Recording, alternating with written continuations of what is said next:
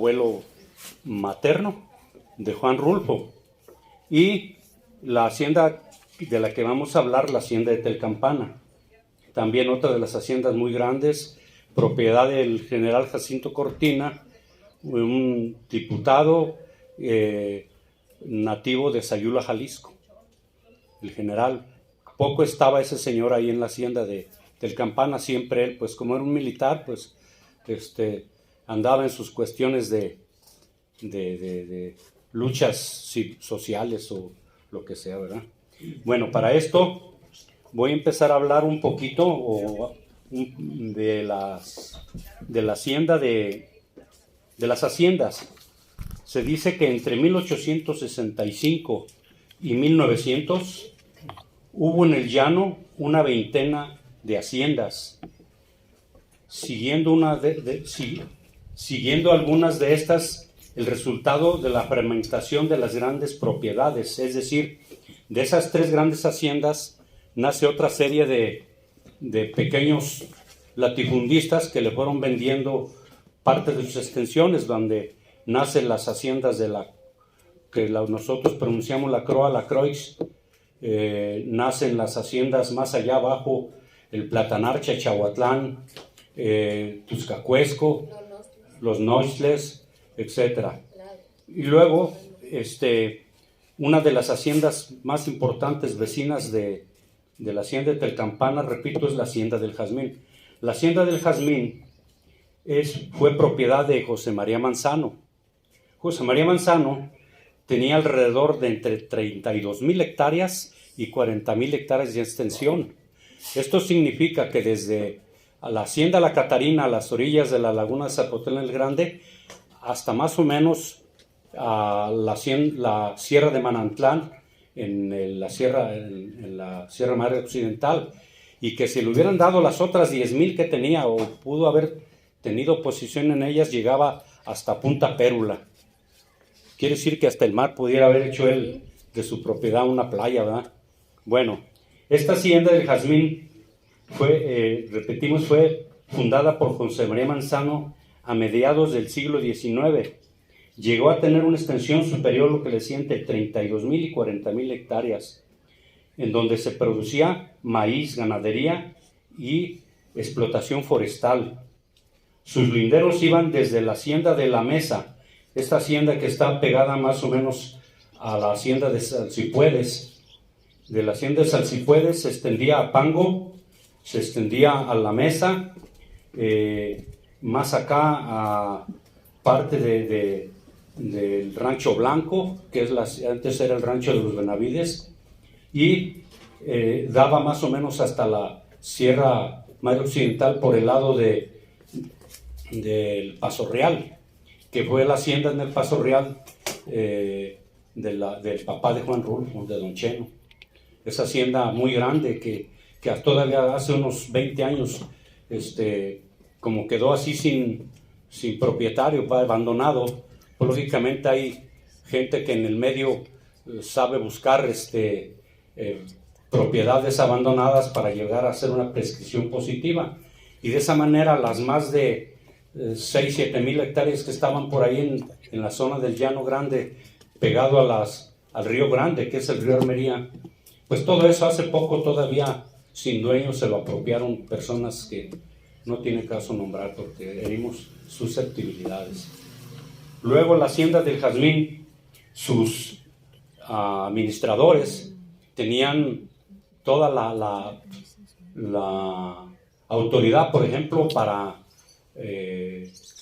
castigar empleados, castigar mozos, castigar peones cuando no se sometían a las reglas del juego del trabajo. Se decía que José María Manzano tenía pacto con el diablo. Es una leyenda que muy pocos pues lo han escuchado, porque José María Manzano fue un hombre grande, soltero, que nunca casó. Su única secretaria se llamaba, o la administradora de bienes de él, se llamaba María Rojas, que fue dueña de la hacienda del Petacal.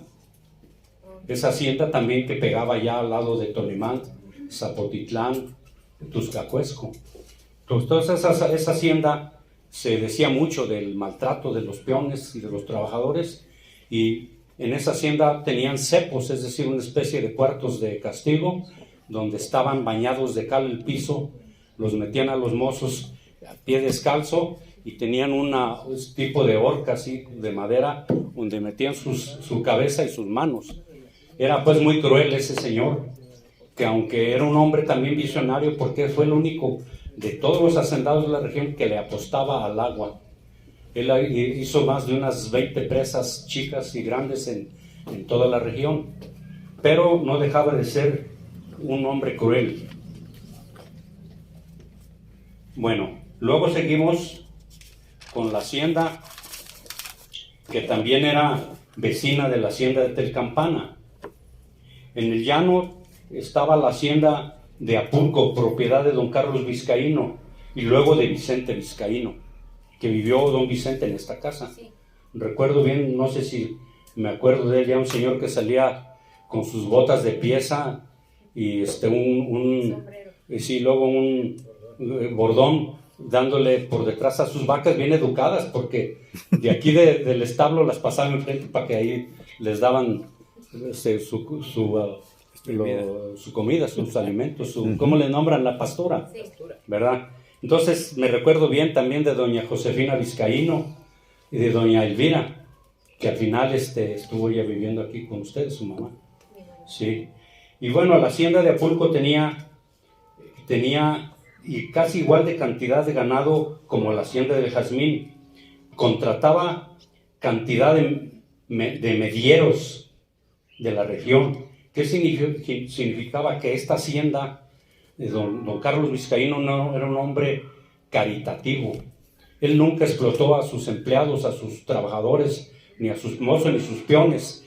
A él les daba participación como socios, por hablar, industriales. Él ponía la tierra, los animales, los aperos de labranza, las semillas, y a trabajar. La media, ¿qué significa? Que el 50% de lo que se da en una yunta es del patrón, del dueño. Del otro 50% se hacen gastos, y de lo que sobra es para el mediero. Y para muchos fue negocio, porque tenían para vender maíz todo el año y se mantenían de eso. Y otra cosa muy curiosa, que de esas haciendas llegaba gente de Chachahuatlán, de toda la zona de Tuzcapuesco, a trabajar esa hacienda, porque pedían el permiso o al patrón le pedían ser medieros. Y cuando se acababa la zafra del maíz temporal o de lo que sembraban, chile, cacahuate, todo lo que se daba ahí en Apulco, se iban a trabajar todas estas personas. El norte de la zona del llano era Colima, porque todos cuando se iban de aquí, ¿a dónde vas? A Colima. Y cuando regresaban, ¿de dónde vienes? De Colima, porque les pegaba el agua, el agua salada, los plátanos los indigestaban. Y decía mi mamá, me decía, se fue un hermano de él, ya me voy, le dijo a su mamá enojado, ¿a dónde vas? A Colima, bien enojado. Y cuando regresó, ¿de dónde vienes? De Colima. Ya casi sin ganas de hablar, porque ese era donde terminaban ellos su año de trabajo, es decir, la zafra de la hacienda, y posteriormente se iban a Colima. ¿Sí? Tengo una anécdota de mi bisabuelo,